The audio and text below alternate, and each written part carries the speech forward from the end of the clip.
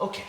Now, sometimes when we're initiating our attack from the high side and we're using the fabric, well, even if we're just going rear naked, what we're going to find is we either can't, their one hand, the high side hand, is effectively following our support arm, or one or both of their arms are effectively following our strangle. Their defense in general is not letting our strangle arm get as deep as we'd like. When any time any of this comes up, I find myself where, as I'm here, I can't effectively just track this with my leg and go to the previous material. I can't get the other lapel because his hand is maybe messing with me, or both of his hands were following my strangle arm where I couldn't get in deep. This is the time where I'm going to start to peel and I'm going to change position. I'm going to still have the back, but I'm going to change position a little bit.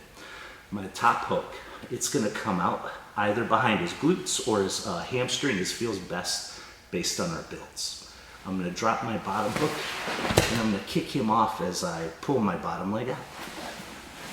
I come up to the top. Now, sometimes we'll step over their waist with our leg side leg, but other times we're just going to keep the knee right there at the hip, or 2 knees down.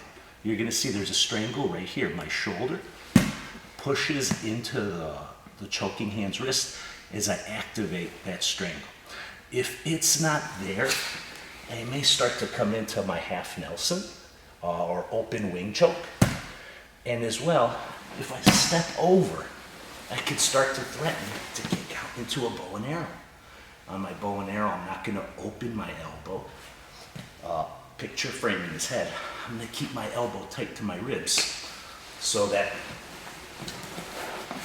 when I cast the line, thrusting that contact point into their neck, and I row, it has maximum effect on their neck.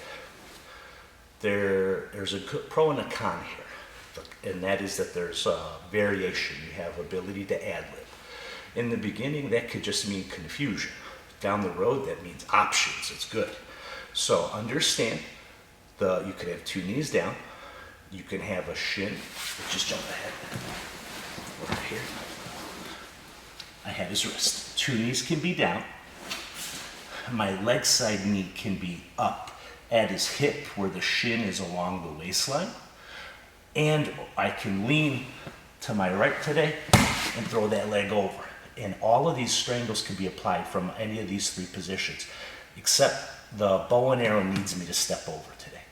So I could be here, here, or as I come over, I kick my bottom leg out from underneath and I gather his far shoulder, applying my bow and arrow.